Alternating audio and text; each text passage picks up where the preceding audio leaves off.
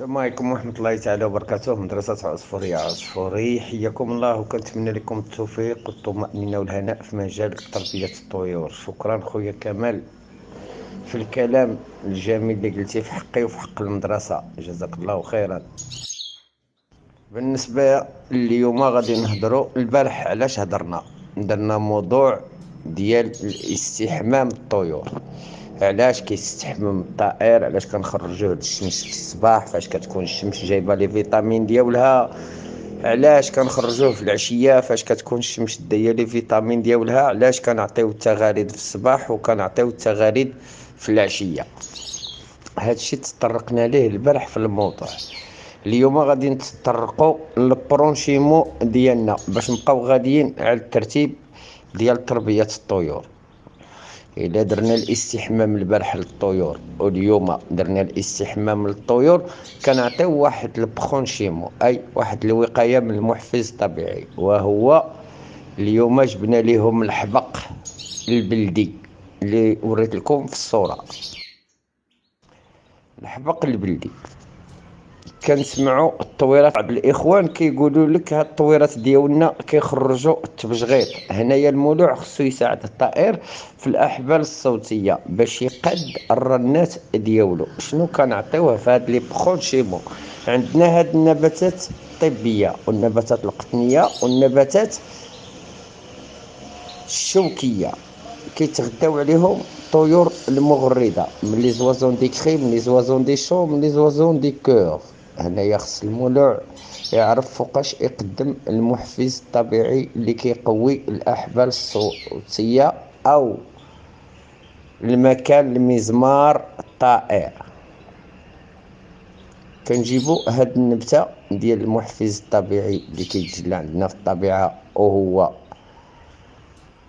باش كنديروا له وقايه للجسم ديال الطائر من البكتيريا ومن الطفيليات ومن الفيروسات، وكنرفعوا درجه الحراره للجسم ديال الطائر بهاد المحفزات الطبيعيه اللي كتجلى عندنا في الطبيعه. هنايا كنعتمدوا على الحبق، لان الحبق كنشوفوه في هاد الوقيته هادي كيدير لنا الزهور البيضاء، اي كيعلن الحبق على ظهور الحبيبات السوداء ديالو، الزريعه ديالو. الحبق كتبدا الزريعه ديالته كتيبس من التحت حتى كتطلع للفوق. سبحانك يا عظيم، هو ما كيبش من الفوق والزريعه ديالته كتيبس من الفوق، لا كيجي من التحت وهو كيبس. الغصن ديالو كيبدا تيبس الزريعه واليرقات ديالو من التحت وغاديين حتى للراس، حتى كتولي عندنا ديك الزهره البيضاء. الزهره البيضاء كيتغداو عليها النحل من الرحيق ديالها، وكيتغدى عليها الطائر الحسن، وكيتغدى على اليرقات، وكيتغدى لينا على الحبوب. لي كومبوزو الا جينا نهضروا عليهم متعددين، كيقوي الجهاز الهضمي، كيقوي الجهاز التنفسي، كيقوي لينا كيغسل لينا الحويصله، كيغسل لينا الحجاب اللابد، الكبد، فيه بزاف. كيرفع المناعه للطائر، فيه الكالسيوم، فيه البروتين، فيه فيتامين او، فيتامين سي فعال 100%، وفيه فيتامين دي. كيقوي لينا الريش والعظام ونضارات الليليه، نظارات العين، اي الطير كيشوف مزيان في الليل الا كان كياكلو. وعطيناه مره واحده في اليوم. كنجيبو عريش صغيور بحال هذاك اللي وريتكم وكنقدموه للطيور المده ديال 24 ساعه. كنحطوا ليهم كل جزء فيه 10 سنتيم لكل طائر. عندي 6 ديال الطويرات، 7 ديال الطويرات جمعهم في قفص، كيدوزوا مرحله تغيير الريش، وكنعطيهم التشميش والسباحه، ومعتمد ليهم على البروغرام ديال المناخ اللي عندي في المنزل والبروغرام اللي عندي ديال المناخ في السطح.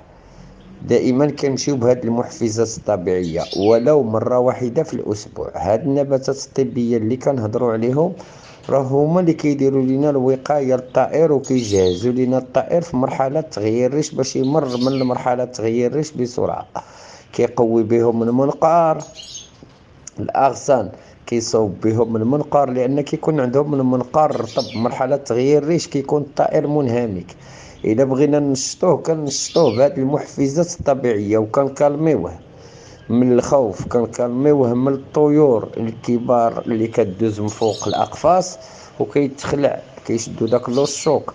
كنكالميوه من القطط، كنكالميوه من الاطفال اللي عندنا في المنزل اللي كيمشيو حدا الطيور ولا كيقيسوا لينا الاقفاص حنا ما كنشوفوهمش. هنايا الطائر فاش كبدا تعطيه محفز طبيعي كتدخلو في واحد لوكال، في واحد الاستراتيجيه ديال كتفتح ليه الشهيه وكياكل مزيان وكيدوش وكيشد لوكالم ديالو. حتى الا عطيتيه التغاريد كتبدا تعطيه الاشرطه في الصباح وفي العشيه، كتعطيه شريط باش يتصنت عليه. هذا الطائر هذا الا كيزيد كينفتح على السمع بالمحفز الطبيعي اللي عطينا اليوم. غدا ان شاء الله غادي نديرو محاولة اخرى ونهضروا على محفز اخر اللي يمكن لينا نقدموه يا في الماء يا نباتات. الجزء ديالها اللي ما كيتعداش 10 سنتيم لكل عنصر من الطائر، لان الحويصله ديال الطائر الحسون كتعرفوها، الحويصله ديال الطائر الحسون كتعرفوها كتملأ بجوج حتى ل5 حتى ل6 الغرامات في الحويصله. اي الطائر كياكل نظامات غذائيه متنوعه في المنجورات ديال الاكل، وخاصنا نعطيوه الفواكه والخضر والنباتات الطبيه بالتنوع. دابا كيتظهر لينا الدلاح راه فعال بالنسبه للناس اللي عندهم المناخ جاف او شبه جاف او جاف، يعطيو الخضر والفواكه للطيور. البطيخ كيتظهر لينا يمكن لينا نقدموه للطائر الحسون ولكن بواحد الكميه قليله. فاش كنحطوه للطائر الحسون كيتغدى عليه العشيه كنحيدو داك الماء ديال غير كيدوشو، كنحيدو لهم داك الماء باش ما يرجعوش يشربوا فيه. كنحيدو دوك الخضر ودوك الفواكه وكنمسحو الاقفاص ديالنا وكنمسحو المنجوره السفليه ديال البراز.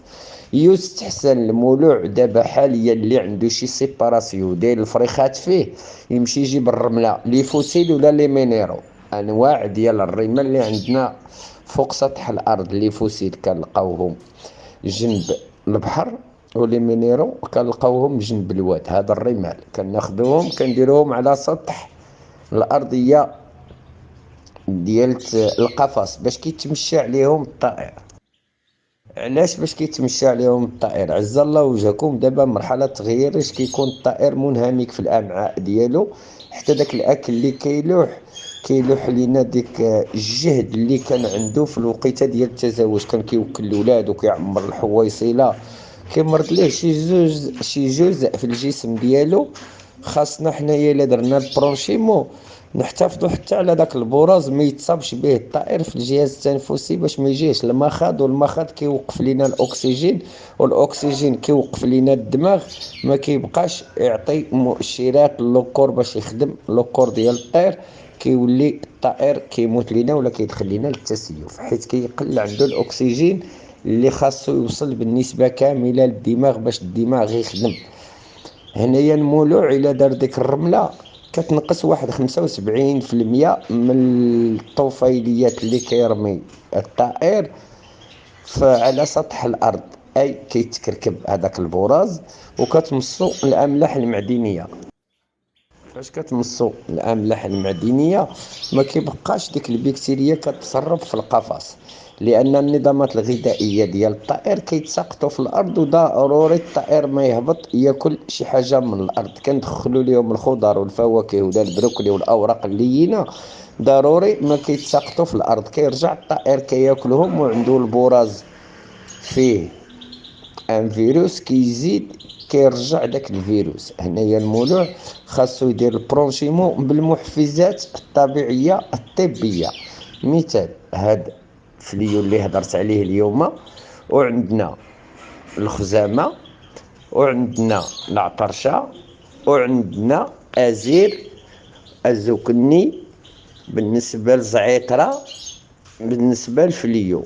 هادو كلهم نباتات طبيه. الشيح حتى هو ما نساوهش من النباتات الطبيه.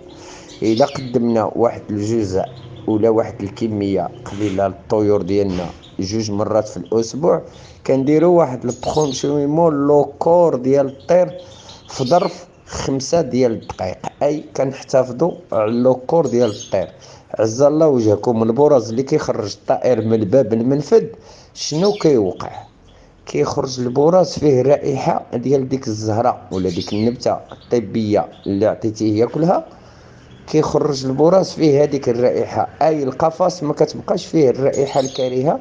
الا دزنا حدا شي بعض الفريخات في القفيزات كيبداو نشمو داك البراز كريه عندهم، اي المولوع ما كيعطيش المحفزات الطبيه. الا عطيتي المحفزات الطبيه كتنقي الامعاء، الكبد، الحويصله، لوكور ديال الطير كامل كتنقيه، اي كطرد الفيروسات والبكتيريا اللي كتطور في لوكور ديال الطير، وحتى الجدري ولي زابسي ما كيبقاوش عند الطير الا كنا كنعتمدوا على النباتات الطبيه. العلاجات، الا جينا نهضروا على العلاجات، كيقولك بعض الاخوه العلاجات لا توجد في المحفز الطبيعي، وعلى الادويه البيطريه باش مصوبه بمحفز طبيعي. الا كنا كنعطيو حنايا داك المحفز الطبيعي وكنعرفوا الوقيته اللي غادي نعطيو فيها المحفز الطبيعي، حنا كنديروا العلاج للطائر بدون استشاره طبيب ممرض، طبيب ديال البيطره، بدون استشاره ديالته، بلا ما يعطيني كولوكس، بلا ما يعطيني تابرلين، بلا ما يعطيني ايبارونول، بلا ما يعطيني ايباروفين، كاع جميع هاد الادويه اللي كنهضروا عليهم، سوبر لايار، فيتامين نوفا، بروموتور 45، كاملين هاد الادويه، فلاجيل، هادشي كاع ما غاديش يحتاج المولوع يمشي يشريه. علاش؟ لان في الوقيته ديال النباتات الطبيه كيجيبهم كيعطيهم للطائر وكيدوز مرحله تغيير الريش للطائر بالطبيعي. كيبقى داك الطائر عنده واحد القوه وواحد المناعه في الكور ديالو اللي ما عندوش باش كنعطيوه الادويه البيطريه، لان الادويه البيطريه كتاكسد مع الحموضه د الماء مع البي اش اللي كاين في الماء. علاش كتاكسد لينا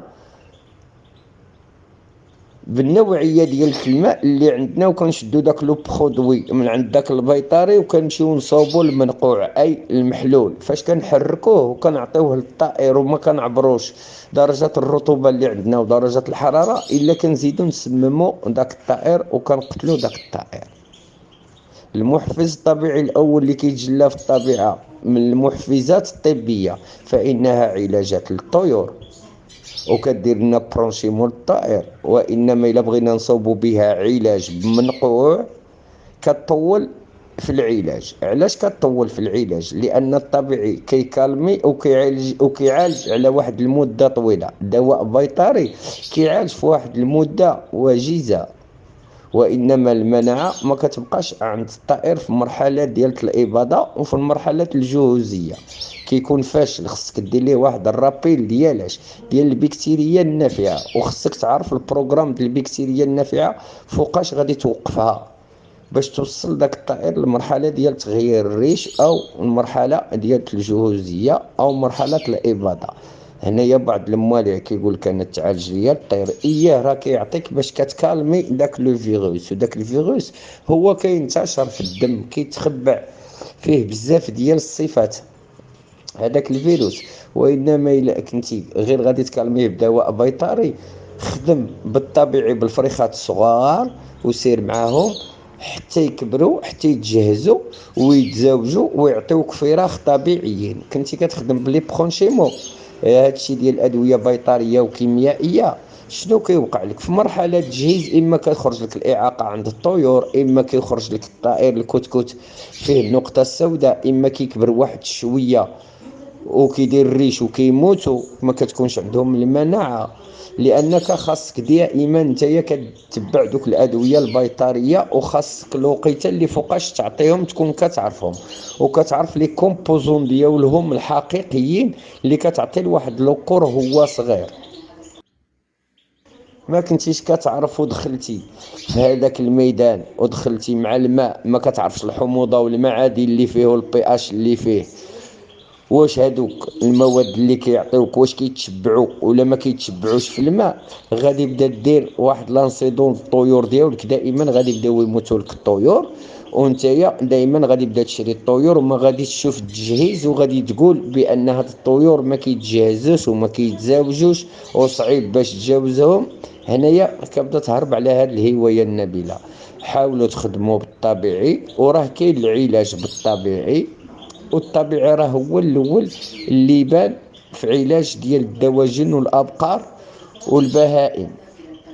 عاد خرجوا لنا هاد الادويه الكيميائيه والبيطريه والبشريه، الا بغينا نخدموا بهم كنمشيو عاود معاهم، ولكن ما كنخلطوش المحفز الطبيعي مع دواء بيطري ولا دواء بشري مع محفز طبيعي ولا دواء كيميائي مع محفز طبيعي. هنا كنديروا لي زانسيدون للطير في البطن ديالو وكيموت الطير. حاول كتخدم بدوك الادويه، سير معاهم وسير بالترتيب، سير بالفحم النباتي، سير بفلاجيل، موراها عطي البكتيريا النافعه، تريتيتي الطير بالبكتيريا النافعه. حاول بدا دير برونشيمو ديالك بكولوكس، بفيتامينوفا، بسوبر لاير. حاول تخدم بدوك الادويه اللي بديتي بهم مع لو كورس صغيور ديال الطير. كبر الطير وكتعطيه محفز طبيعي، وقالوا لك بعض العلماء السيولوجيين ديال الولاعه اللي ما عندهمش البيداغوجيه الاورنيتولوجيه في مجال الطيور، كيقولوا لك لا الطبيعي ما كيعالجش، وقايه كذا. نقول ليه الطبيعي كيعالج بالمحفزات الطبيعيه الطبيه اللي كيصاوبوا بها هذوك الناس اللي في البيطري. هذوك الادويه اللي كيعطيوك طبيعيه، الا مشينا نسولوا البيطري ولا نقراو لي كومبوزون ديال هذاك الدواء كنلقاو فيهم البروتين، المعادن، لي فيتامين، لي كالسيوم. هادو هما اللي كيحتاج الطائر. منين كيخص تخلصوهم هما من النباتات الطبيه. راه كيجيب شاردون دماغي وكيمزجها مع الزنجبيل، كتعطي واحد الكومبوزون كتقتل واحد الفيروس، وهذاك الفيروس كينشط في الجسم. خصهم يزيدوا عليه واحد الماده باش تقتل هذاك الجسم، ما بقاش ينشط في لوكور ديال الطير. شنو كيديروا؟ كيزيدوا ماده كيميائيه، اي ماده فوسفاتيه، كيزيدوها باش كتخمد هذاك الفيروس، كيتولي عليه غشاء وكيموت وكيخرج من ديك البلاصه اللي كينشط فيها، وكيمشي على عبر الامعاء حتى الباب المنفذ كيخرج بالبراز. راه المولوع خاصو يكون كينفتح مع الطبيعه. جبنا الطيور من الطبيعه دخلناهم من المنزل، غادي نمشيو معاهم بالبخونشيمو الطبيعي، بالاوراق اللينه من الحليبيات والحميضيات والبقوليات. اذا مشينا بالحليبيات والبقوليات والحميضيات حتى هما محفزات طبيعيه طبيه.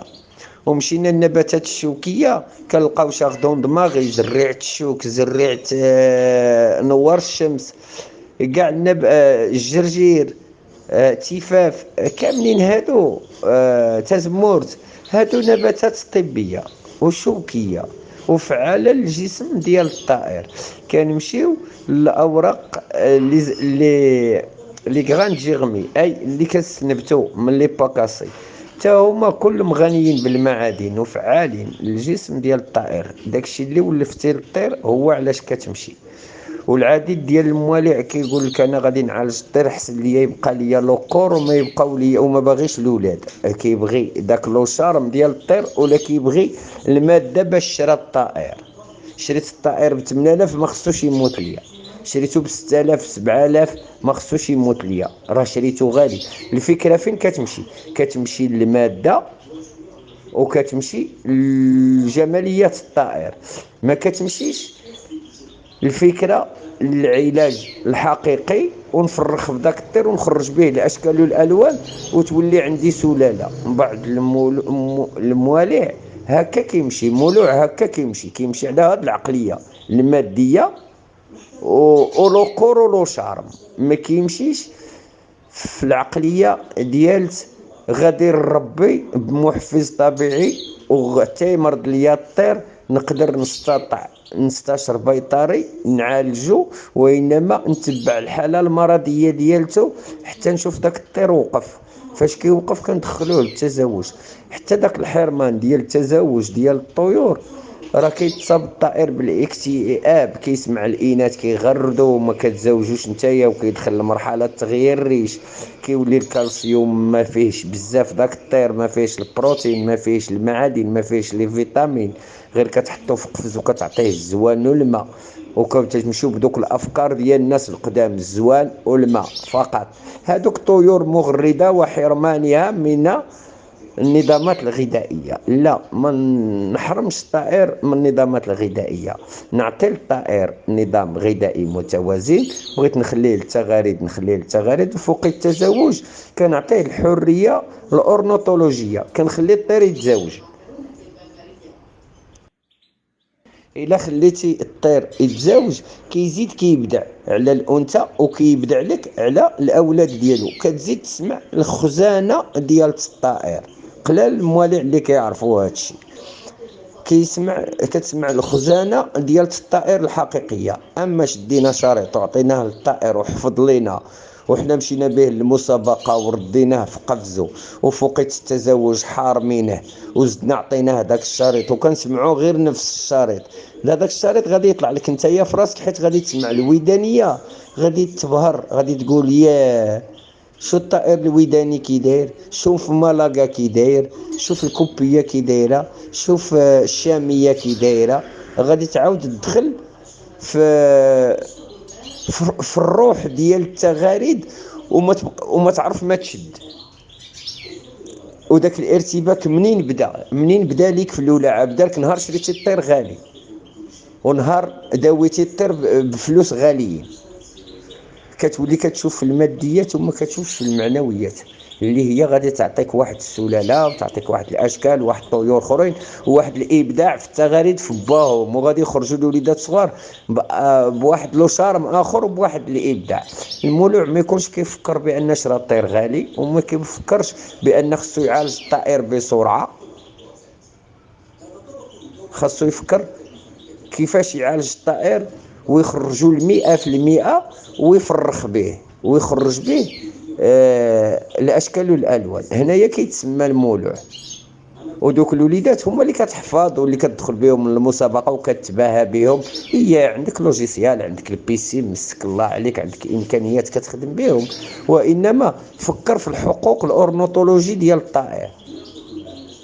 الا باغي تكتشف الولاعه وتمشي في البحر ديال الولاعه، كنتو كتحدوها الولاعه في المال والشكل، غادي تبقى كتلعب غير في المال والشكل، وغادي يبدا تشري طيوره غاليين، وغادي يبدا تعالجهم، وغادي يبداو يموتوا لك، وتمشي بهم للمسابقه ويتقطعوا المسابقات ما بقاش تلقاهم.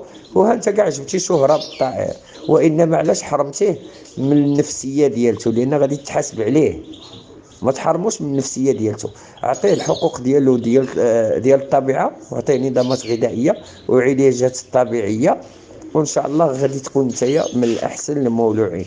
الا تبعنا هذا الشيء ديال الادويه البيطريه والبشريه والكيميائيه، كنخرجوا على بزاف ديال الطيور في المرحله ديال التزاوج.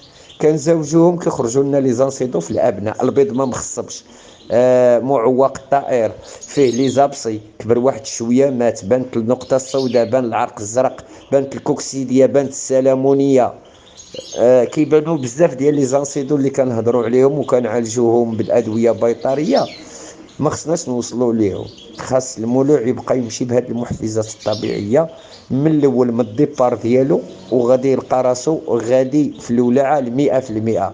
فاش كندخلوا الادويه كيميائيه وادويه بشريه وادويه بيطريه، كيوليو عندنا لي زانسيدو الارتباك في المحلول وفي الماء، والارتباك في المناخ. هادشي كيبدا كيتغير عندنا، وحتى حنايا ما كنلقاوش كيفاش نكملوا العلاج. وكنتمنى لكم التوفيق والطمأنينة والهناء في مجال تربية الطيور والمحافظة على البيئة.